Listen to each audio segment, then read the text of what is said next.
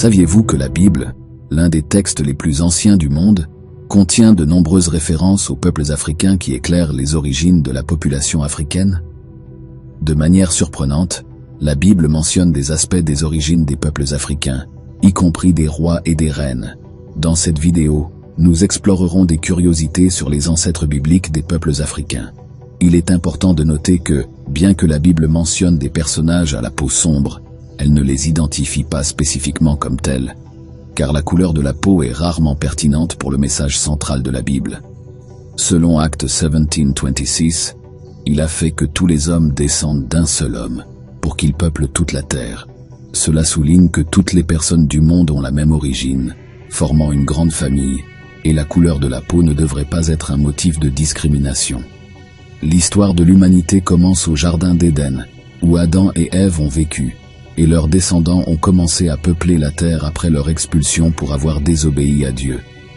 Après plus d'1 an, environ, ils ont atteint le déluge, au cours duquel toute l'humanité, à l'exception de Noé et de sa famille, a péri, sauvée par Dieu.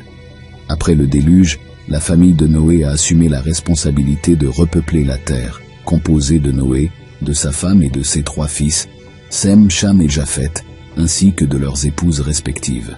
Pour comprendre l'origine des personnes à la peau sombre, nous pouvons nous tourner vers le chapitre 10 de la Genèse. Dans ce chapitre, nous trouvons les généalogies des familles qui ont donné naissance aux nations descendantes des 3 fils de Noé, Sem, Cham et Japheth. En se concentrant sur Cham, au verset 5, il est mentionné que Cham a eu 4 fils, Misraïm, Canaan et d'autres.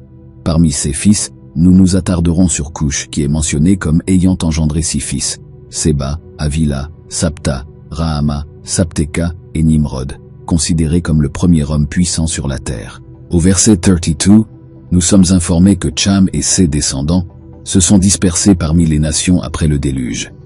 Il est important de souligner que la Bible ne mentionne aucun descendant noir de Cham, réfutant ainsi une mauvaise interprétation d'une malédiction que Dieu n'a pas prononcée sur eux. Déode a été considéré comme le premier être humain remarquable. Il était largement reconnu partout pour sa force impressionnante et sa peau foncée. Plusieurs statues et représentations artistiques datant de siècles passés le représentent, mettant toutes en avant ses caractéristiques noires. Cependant, après l'événement de la tour de Babel, la plupart des descendants de Déode ont apparemment migré vers le sud. On ne sait pas exactement s'ils ont traversé la péninsule arabique, puis le détroit de Babel pour atteindre l'Afrique, ou s'ils se sont initialement installés en Afrique pour ensuite se déplacer vers l'Arabie. Les érudits suggèrent que Déode et ses descendants vivaient en Nubie, au sud de l'Égypte, ainsi que dans le sud et l'ouest de l'Arabie, généralement appelée Éthiopie à l'époque. Dans le livre des Nombres, chapitre 12, nous trouvons un récit de Myriam et Aaron murmurant contre Moïse à cause de sa femme, qui était couchite et avait une peau foncée.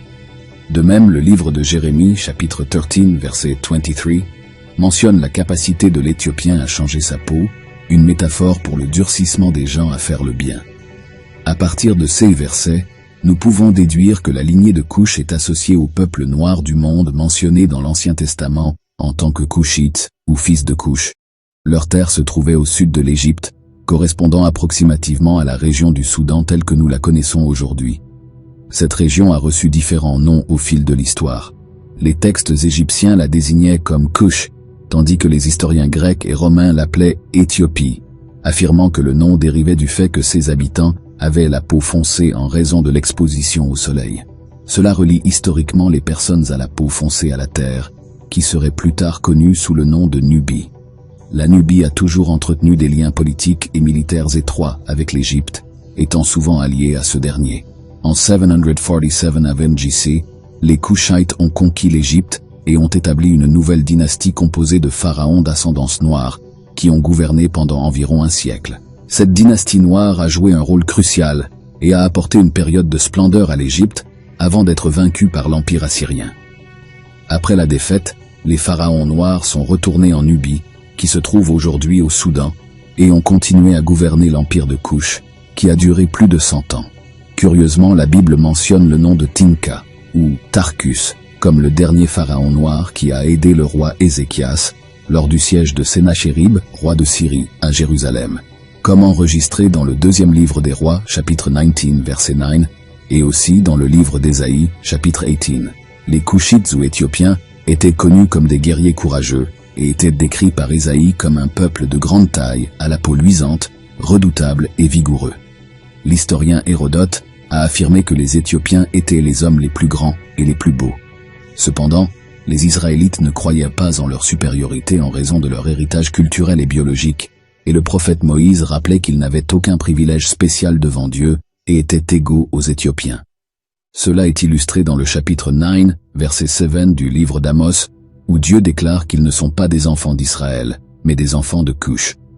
Actuellement, les Cushites sont un groupe ethnique afro-asiatique qui habite la corne de l'Afrique, y compris l'Éthiopie, l'Érythrée, la Somalie et certaines parties de la côte soudanaise de la mer Rouge. Ils se distinguent par leur langue différente, ce qui est mentionné comme une note supplémentaire dans la Bible. De plus, l'Afrique est référencée en termes de régions telles que Saba, la Libye et l'Égypte. Cependant, il y a des désaccords quant à l'application de ces termes à la population noire, car ces régions avaient également des populations blanches. Il est important de noter qu'il y a eu des débats récents sur la race des anciens Égyptiens. Selon l'histoire biblique, les Égyptiens sont considérés comme des descendants de Cush, tout comme les Cushites.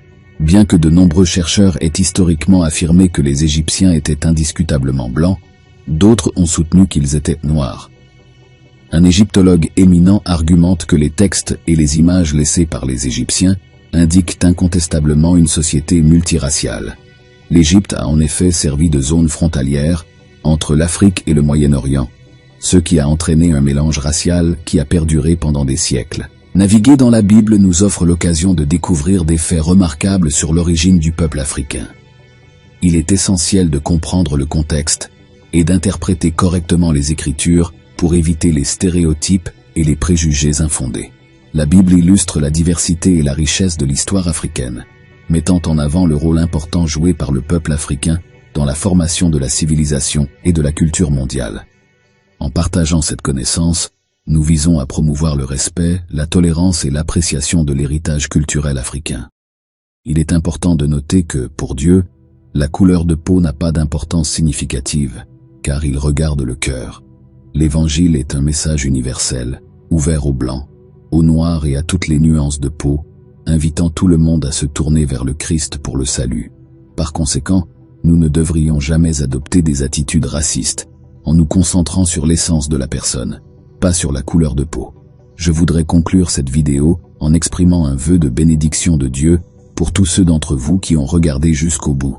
Veuillez partager dans les commentaires vos impressions sur cette merveilleuse histoire des origines du peuple africain.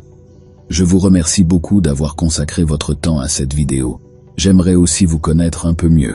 Alors s'il vous plaît, laissez un commentaire indiquant de quelle ville vous regardez. N'oubliez pas de liker la vidéo, de vous abonner à la chaîne et d'attendre le prochain contenu. À bientôt.